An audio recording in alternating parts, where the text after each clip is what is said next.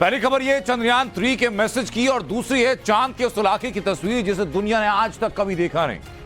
तो आज आपको हम चांद से चंद्रयान 3 की वो लेटेस्ट रिपोर्ट दिखाने जा रहे हैं जिसमें लैंडर एकदम ठीक ठाक, पेलोड एकदम परफेक्ट और हिंदुस्तान की उम्मीदें 100% खरी साबित होने वाली।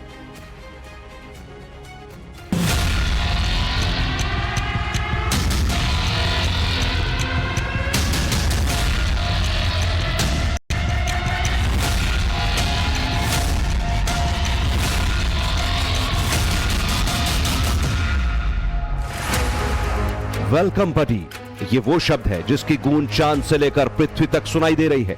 हिंदुस्तान से लेकर अमेरिका और यूरोप तक चंद्रमा पर भारत की कामयाबी को महसूस किया जा रहा है। चांद के जिस हिस्से को कोई देख नहीं पाया उसकी चंद्रयान 3 ने स्पेशल तस्वीरें भेजी हैं। ये तस्वीरें चांद की सतह के दक्षिणी ध्रुव पर उस लोकेशन की हैं जहां चंद्रयान 3 के लैंडर विक्रम की लैंडिंग होने वाली है। किसी में छोटे गड्ढे दिख रहे हैं तो कहीं भयानक क्रेटर्स नजर आ रहे हैं। किसी तस्वीर में उबड़ खाबड़ जगह है तो कहीं लंबा मैदान दिख रहा है। माना जा रहा है कि इस साइट पर चांद की सबसे पुरानी और मोटी परत मौजूद है जो कि पूरी तरह से गड्ढों से लैस है। लेकिन इन तमाम चुनौतियों को पार कर विक्रम लैंडर फतेह करने वाला है। विक्रम लैंडर पर मौजूद कैमरे ने बहुत ही खूबसूरत तस्वीरों को भी कैप्चर कर लिया है। इन तस्वीरों पर अगर गौर डालें तो एक और बात पता चलती है कि चांद पर इस वक्त अंधेरा है। साथ ही इन तस्वीरों ने ये भी क्लियर कर दिया है कि बहुत जल्द चंद्रयान 3 सफल होने जा रहा है। वही आइडियल साइट है हमारे लिए, बट कुछ अगर थोड़ा बहुत जरूरत पड़ी तो थोड़ी साइड में खिसक के दूसरी एक साइड पे जाएगा जो भी रिलेटिवली सेफ साइड रहेगी। और जैसा कि मैंने बताया, अगर 23 अगस्त को हम उतरने का प्रयास नहीं करते और 27 अगस्त को करते हैं तो वो लगभग जो मेन साइट है उससे 400 से 450 किलोमीटर दूर रहेगी। यानी कि अहमदाबाद के बदले हम बम्बई में उतराण करेंगे, उस प्रकार का सिनेरियो होगा। बट वो साइट भी उतनी सही नहीं है जो पहली साइट है, बट फिर भी उसमें भी हम सफलतापूर्वक नीचे लैंडिंग करने में सफल हो जाएंगे। कैसे लैंडर की लैंडिंग को लेकर इसरो के इरादे बुलंद हो गए हैं उसकी डिटेल आपको बताएंगे, मगर पहले यह जान लीजिए चंद्रयान 3 का चांद पर किस अंदाज में और किसने वेलकम किया। लैंडर विक्रम फिलहाल उस जगह पर है जहां से चंद्रमा की अधिकतम दूरी 134 किलोमीटर और सबसे नजदीक की दूरी 25 किलोमीटर है, यानी बस थोड़ा सा इंतजार। और इस प्री लैंडिंग से पहले चंद्रयान 3 के विक्रम लैंडर का चंद्रयान 2 के ऑर्बिटर से संवाद हुआ। चंद्रयान 2 के ऑर्बिटर ने यहीं पर कहा, वेलकम बडी। यह संवाद इसीलिए अहम है क्योंकि विक्रम की लैंडिंग का पहला मैसेज चंद्रयान 2 के ऑर्बिटर को जाएगा और फिर वही मैसेज धरती पर पहुंचेगा। इसरो ने चंद्रयान 3 के साथ ऑर्बिटर नहीं भेजा था। अब चूंकि चंद्रयान 2 का ऑर्बिटर अच्छी तरह से काम कर रहा है और उसने चंद्रयान 3 के लैंडर के साथ कम्युनिकेट भी कर लिया है तो ये बहुत बड़ी खुशखबरी है। साथ ही ये भी कयास लगाए जा रहे हैं कि चंद्रयान 3 की सफल लैंडिंग के बाद जितने भी मैसेज होंगे वो इसी ऑर्बिटर के जरिए सिग्नल के रूप में इसरो स्टेशन तक पहुंचाए जाएंगे। फिलहाल इंतजार किया जा रहा है लैंडिंग साइट पर सूरज के निकलने का। जैसे ही चांद पर सूर्योदय होगा चंद्रयान 3 का नेक्स्ट स्टेप लिया जाएगा। हम लोगों ने इस बार सॉफ्टवेयर में अच्छे खासे बदलाव किए हैं। अब सॉफ्टवेयर में ऐसा बदलाव किया गया कि इंजन डिसरप्शन अगर हो तो भी उसको डील कर सके उस पूरे पहलू पर। तो ये फिर से एक फेलियर बेस्ड डिजाइन है कि अगर डिसरप्शन होता है तो उसको डील कर सके, और बहुत सारे सेंसर दिए हैं।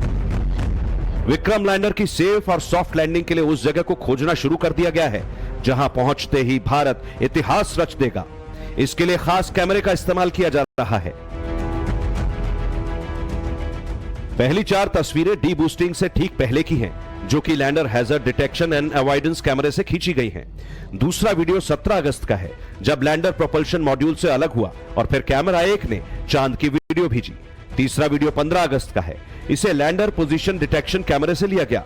और चौथा वीडियो चंद्रयान 3 के स्पेसक्राफ्ट से लिया गया जब 5 अगस्त को चांद के ऑर्बिट में चंद्रयान 3 दाखिल हुआ था। इसरो का दावा है कि यही कैमरे विक्रम लैंडर की पोजीशन उसे सॉफ्ट लैंडिंग कराने और चांद पर मौजूद गड्ढों की गहराई और चौड़ाई के बारे में बताएंगे। Lander hazard detection and avoidance camera यह बताएगा कि बिना गड्ढे और बोल्डर वाला इलाका कौन सा है।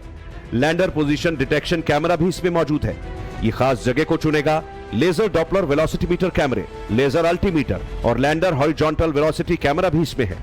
इनका काम यह है कि लैंडर को सुरक्षित चांद की सतह पर उतारा जा सके और ये 500 मीटर की ऊंचाई से काम करना शुरू कर देंगे। इनमें से lander hazard detection and avoidance camera को अहमदाबाद में मौजूद इसरो के स्पेस एप्लीकेशन सेंटर ने बनाया है। तो स्पीड को कम करने के लिए हमारे पास में लेजर डॉपलर मीटर है। मतलब होगा कि कैसे स्पीड को कम करेंगे, कितना कम करेंगे। यह क्या करेगा, एक तरंग भेजेगा, एक लाइट रे भेजेगा, वह लाइट रे रिफ्लेक्ट होकर आएगा और उसके सहारे यह मालूम कर पाएगा कि छाया कितनी ऊंचाई पर है और फिर कितना नीचे जाना है। यह इसके पास में एक पेलोड है, इससे उसके मालूम कर पाएगा।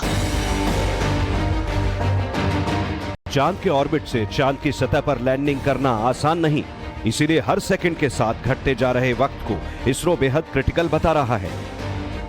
सबसे पहला काम है 25 किलोमीटर की ऊंचाई से लैंडिंग प्रोसेस को आसान तरीके से फाइनल स्टेज तक ले जाना, जिसके लिए लैंडर की मौजूदा रफ्तार 1680 मीटर प्रति सेकंड से घटाकर 2 मीटर प्रति सेकंड तक लाने का टारगेट है। इस प्रक्रिया में 15 से 20 मिनट लगेंगे, लेकिन यह इतना आसान भी नहीं। वैज्ञानिक भाषा में कुछ ऐसी बातें हैं जिनका बेहद खास ध्यान रखा जाएगा। मसलन लैंडर जब सॉफ्ट लैंडिंग करेगा तो ग्रेविटी पर नजर रहेगी। लैंडिंग के लिए समतल जगह चुनी जाएगी। लैंडिंग के वक्त इंजन में सही मात्रा में प्रेशर क्रिएट करना होगा। थ्रस्टर्स सही तरीके से ऑन रखने की चुनौती है। नेविगेशन सही मिल रहे हैं या नहीं, इस पर भी नजर है। कई और चैलेंजेस आने वाले हैं जिन्हें पार करना होगा और ऐसा होने पर सॉफ्ट लैंडिंग हो जाएगी। भारत चांद के साउथ पोल पर ऐसा करने वाला पहला देश बन जाएगा, जबकि अमेरिका, सोवियत संघ और चीन के बाद चांद पर लैंडिंग करने वाले देशों में अपना नाम शुमार कर लेगा। इसके बाद लैंडर से रैंप के जरिए बाहर आएगा प्रज्ञान रोवर, जो इसरो से कमांड मिलते ही चांद की सतह पर चलना शुरू कर देगा। जैसे जैसे रोवर आगे बढ़ेगा, इसके पहिए चांद की मिट्टी पर भारत के राष्ट्रीय चिन्ह अशोक स्तंभ और इसरो के लोगों की छाप छोड़ेंगे।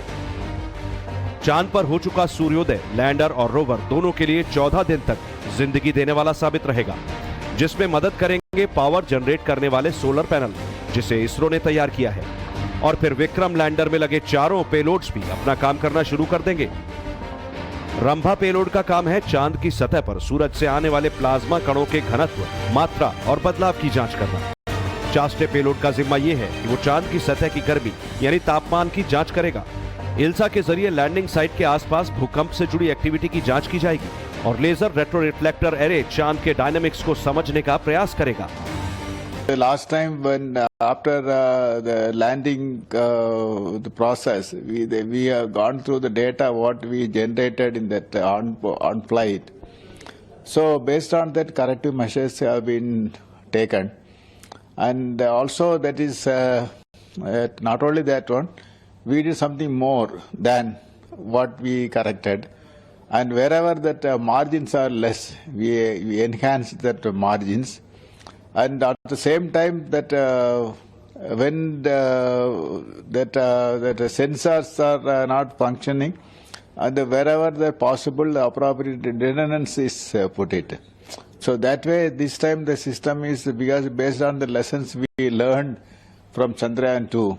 So this time, the system is going with more ruggedness. Chandrayaan 3 का फेलियर बेस्ड डिजाइन पर होना इस मिशन के सक्सेस होने की गारंटी देता है। खुद इसरो चेयरमैन ने चंद्रयान 3 की लॉन्चिंग के साथ दावा किया, अगर सब कुछ फेल हो जाता है, अगर सभी सेंसर फेल हो जाते हैं, कुछ भी काम नहीं करता, फिर भी विक्रम लैंडिंग करेगा, बशर्ते एल्गोरिदम ठीक से काम करे। हमने ये भी सुनिश्चित किया है कि अगर इस बार विक्रम के 2 इंजन काम नहीं करेंगे, तब भी ये लैंडिंग में सक्षम होगा। ऐसा क्यों कहा जा रहा है, इसे समझने के लिए आपको इन बातों को गौर से सुनना होगा। अहमदाबाद में भी टेस्ट किया गया, बंगलोर में भी टेस्ट किया गया, श्रीहरिकोटा जाकर भी टेस्ट किया है और अलग अलग साइट पे भी टेस्ट किया गया है, क्रेन पे भी टेस्ट किया गया है उसको, और ड्रोन पे टेस्ट किया गया है, हेलीकॉप्टर द्वारा टेस्ट किया गया है, एयरक्राफ्ट के द्वारा भी टेस्ट किया गया है। तो अलग अलग तरीके से टेस्टिंग करके कोई भी त्रुटि न रह जाए इसकी कोशिश की गई है। और जैसा कि मैंने बताया, फिर भी कुछ अगर इश्यू आता है उस समय लास्ट मोमेंट पे, तो उसके लिए भी संभावना को देखते हुए हमने उसमें एक ऑटोनोमस लैंडिंग सिस्टम की व्यवस्था भी की है, जिस तरह से वो खुद ही अपना डिसीजन लेके सेफ जगह ढूंढ के वहां पे अच्छी तरह से उतर जाए। मिशन हिंदुस्तान का है, नजरें दुनिया की टिकी है, इतिहास की दहलीज पर दस्तक हो चुकी है, बस उसे अंजाम तक पहुंचाना है। पूरा देश खुली आंखों से एक साथ गर्व के इन पलों को जी सके, इसके लिए खास इंतजाम किए गए हैं। 23 अगस्त 2023 की शाम 5:27 से चंद्रयान 3 की लाइव कवरेज देखी जा सकती है। Bureau report, times now Navbharat. ISRO भले ही चंद्रयान 3 की सॉफ्ट लैंडिंग के लिए लाइव टेलीकास्ट करेगा, मगर टाइम्स नाउ नवभारत आपको बारीक से बारीक डिटेल लगातार बता रहा है। और अगले करीब 40 घंटे बेहद अहम है। टाइम्स नाउ नवभारत आपको लैंडिंग, लैंडर, रोवर और तमाम वैज्ञानिक शब्दों को सरल तरीके से समझाएगा, ताकि आप ये जान सकें कि कुछ घंटों के बाद भारत जो इतिहास रचने जा रहा है, उसका एक एक पहलू कितना ज्यादा अहम है।